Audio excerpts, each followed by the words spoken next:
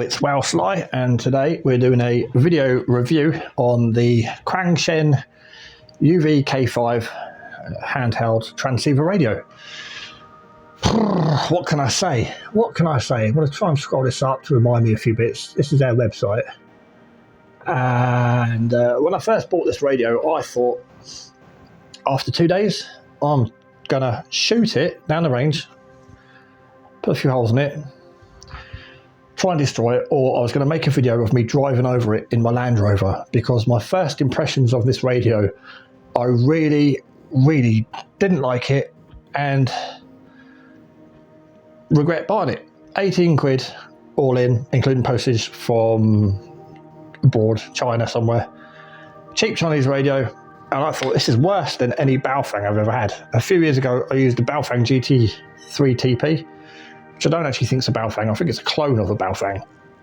And what I put that aside, so I bought a Yaesu FT4XR for an EDC radio. Small, compact. I just want to use it on 145-500 and or open a few repeaters. The fact that I can monitor marine band on it when we're down the beach, sitting there eating a fish and chips in the car, you can have a little listen. Great compact little radio, but I didn't like the fact that it was a dual watch and a single line of display.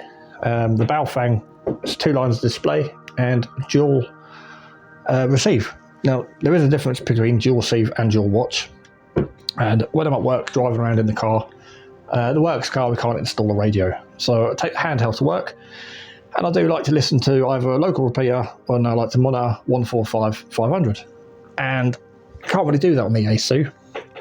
The screen on the Baofengs, even the UV-5Rs, the clarity is not fantastic.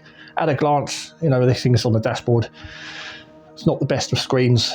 Anyway, I come across a uv-k5 from quansheng, and the things that appealed to me on this was mainly USB-C type charging. And a lot of people say that's for emergencies only, because the instructions say emergency charging USB, but they mean that in the context of if you're out and about and you haven't got 240 volts and a drop-in desktop charger, you can charge it in an emergency from USB. However, all the charging capability is built into the radio. Some people say you can't only charge it in emergency, meaning the radio can't tolerate it all the time, but it can. You can charge this primarily from USB-C, and that's why I wanted it. The screen doesn't show up very well in this camera, but it's bigger than the single line of display from the Yaesu, and it's bigger than, I can't turn the Yaesu on because it's gone flat sitting up here. It's bigger than that. And the clarity, that's blurry. That's too small. And the screen on that is crystal clear, black and white, well illuminated.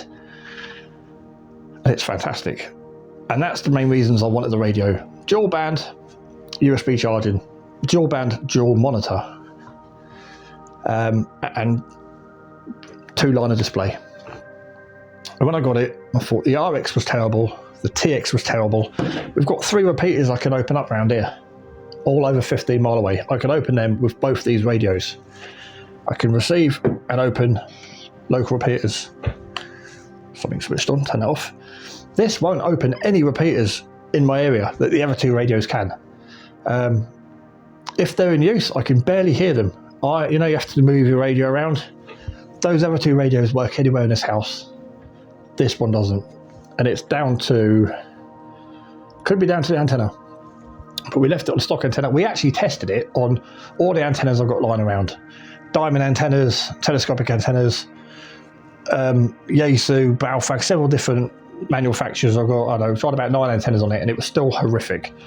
So again, my first impressions of this was absolutely pants. The AM receive for airband, rubbish. The speaker, people complain and say it's too quiet. Now, I think they've put the smaller speaker in here to save battery power. The bigger the speaker, the louder it is, the more power it uses. However, you can upgrade a speaker, the speaker, and put a 1 watt speaker in there, which I think the Yaesu has. That's why it's such good clarity. Speaker's fantastic on that. A number of Baofengs use cheap speakers and they're not great. Now, you have got the option of using a speaker mic. I've got the Yaesu speaker mic here, which is 2 pins, which is too small. That's the Yaesu. Too small for, or too close together. You can see that in the sunlight. Now this is where the fun starts. The speaker mic on this socket is compatible with the Baofeng one, so any Baofeng speaker mic accessories fit on there. The program and lead use the same as your Baofeng. So if you've already had Baofengs, you buy one of these, you've already got your foot in the door. You can program it with a lead, you can use the speaker mics on them, and you can charge it from USB-C. I'm beginning to like this now.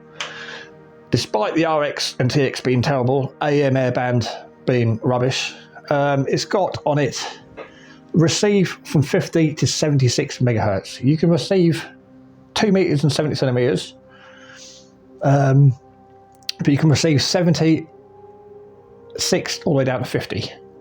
It has FM broadcast on it like all the other radios. You can receive a whole load of other stuff. I'll put a picture on the screen of what you can receive, but most of it is unusable in the UK. This video is getting dragged out now. All right, let's speed up a little bit. So you can receive a lot of crap you have no need to listen to. However, there are mods. This is what I'm getting into now. This is what changed my mind and reminded me this radio is not a serious radio. This is fun, and we keep forgetting this is a fun hobby. We do this for fun. Same as any hobby. You've got competition shooters, competition fishermen. You've got race car drivers that take their hobbies passionately but serious. And sometimes we forget this is a fun hobby. Now this radio is not a serious bit of kit. No, it's too versatile for that. The fun bit is you can go on a website. These are all things you can download firmware updates for it, and you can flash the hell out of this. You can play Pong. I've seen videos of people playing Pong in it. Let's go back to that screen.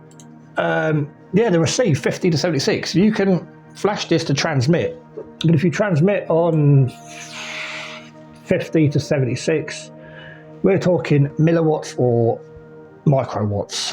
There's also a mod where you can put 27 megahertz on there, and there's another mod to transmit on 27 megahertz. Again, it's not designed to do it. There is a chance you can damage the radio, but the fact that you can do it, it's fun. I now use this in the car with a mag mount. I asked my boss if I can put a mag mount on the car, and it does receive a lot better with the mag mount, so I'm happy with the receive with an extra antenna. I was just asking too much for a really cheap Chinese radio. But the perks of being able to hack this, you can get the signal meter on this is like the GT3TP. It's got the little phone signal bars, comes on and off when you receive. But you can receive, you can download onto it an actual signal bar. You can have a spectrum analyzer, a printout. I can't remember off the top of my head the amount of things that you can put on this radio. That makes it a good radio. As I say, it may not be the most powerful when you transmit. The receive might be not that great, but it is a Swiss Army knife. You think, I've got a couple of purpose-built handmade knives, and they work fantastic at what they're designed for. But a Swiss Army knife, it's got a little knife on it, which is okay. It's got a saw on it, which is terrible. It's got a can opener, which is not great. And this basically does the same thing, but a radio. It's got all these things on it that are not great, but it has them all. People buy a Baofeng, they say. It's got lots of features. Yeah, they're great. It's got lots of features, but they're not that great. Each feature isn't great because it's not a specific designed for one use radio. It's designed to be okay on several things. Now the Yaesu is designed to do 2 and 70. It does it well. That's it. There's no bells or whistles on this. Fantastic radio. The Baofengs have got so much stuff in there, like fucking SOS. You don't need that. You can replace that with something that's useful, which is what they've done on here. They've put on all this stuff on here that's not that useful, like the receive range. You can receive all this stuff that you have no need to receive. You can't even, no one even uses half these frequencies in the UK. But the fact that you can unlock it and mod it and firmware flash it, whatever you want to term you want to use, you can play a game of Pong on it. This is all still new. I mean, quansheng have been around for years, but people are hacking the hell out of this radio. And like I said, there's a list of things you can do to it. You can receive You can now transmit on 50 to 76. You can transmit on 27 megahertz. I wouldn't recommend it again on this radio. But no, for the price, this is a reminder that the hobby is fun. This radio is not great, but it's not a fail. If it didn't have all the mods that you could do to it, this would be a terrible, cheap Chinese radio to avoid. But if you want something that you want to plug into your computer and experiment with and play with and download stuff onto it and change this and change that, it is recommended because it's fun to do that. You wouldn't want to start playing around with an expensive brand radio because if it goes wrong, you've had it. All the websites for this say, all the modification you do is off your own back. If you damage your radio, it's your fault. Who cares? We just ordered another one from AliExpress. So yeah, that's my little overview on the uv-k5 from quansheng. As I said, the first couple of days of owning it, I did just want to destroy it. I hated it with passion. But that was me judging it as a 270 UHF VHF handheld transceiver. Now I'm looking at it as something completely different. That really isn't a bad radio at all. Right, and on that note, I'll say 73 because these videos do get long. I am Mike 6 Charlie Tango Papa. The channel is Wow Sly. And yeah, that has been my over review on the cheap Chinese radio, quansheng. Mate, it's worth the pennies. It's a bit of fun. It's a bit of fun. 73 for now. Hold up. I forgot to mention something really important here. Right, you can program this little radio with chirp. But when you've programmed it, or by hand, when you go to your memory mode, it won't scan the channels you have programmed into it. You have to use their program software, portable radio CPS, and that's it, scan list. You have to make a scan list. And if the radio is plugged in, on this box here would be all my channels that I've stored, frequencies, all programmed in there. And you have to add them to the scan list and then download that to the radio. Then you can scan. That's the only issue that really bugged me on this. I wasn't going to buy it because it wasn't compatible with chirp. And then a day or two before I bought it, I saw it. Everyone was saying online, oh, you can now use chirp. So I bought it. Yay, chirp. Yay, chirp. But no, you had to put all your frequencies in the radio with chirp or their software. But then you have to see them displayed in a list that's on the radio. Then you have to move them to a scan list to be able to hit scan and scan for your memories. Anyway, right, the other thing that I forgot to mention, that this has a great feature, and we're going to put this on 003, 004, get a lot of RF in the shack.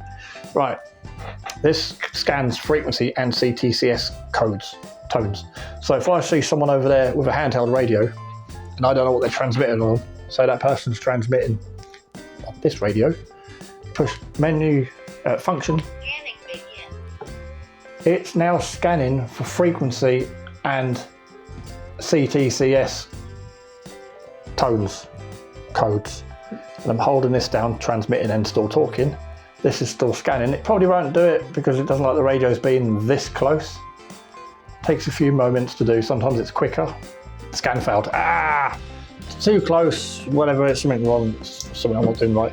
But you can scan the frequency, the air waves, and it picks up a signal, and it has to pick up a signal carrying harmonics. Then it will display the frequency and the CTCS tones. Then you can save it instantly and use it. So if your friend's got one and you don't want to sit there and program the radio, you hit that function scan, it will receive their signal and any tones they're using, you then save it. And also, if you have two of these, and this one's programmed and this one's not, you can transmit over the airwaves. Takes a couple of minutes.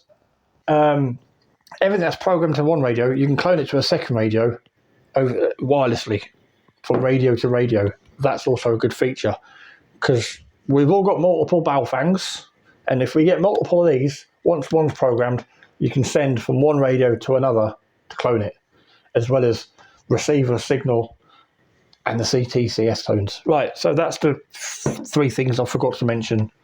Apologies.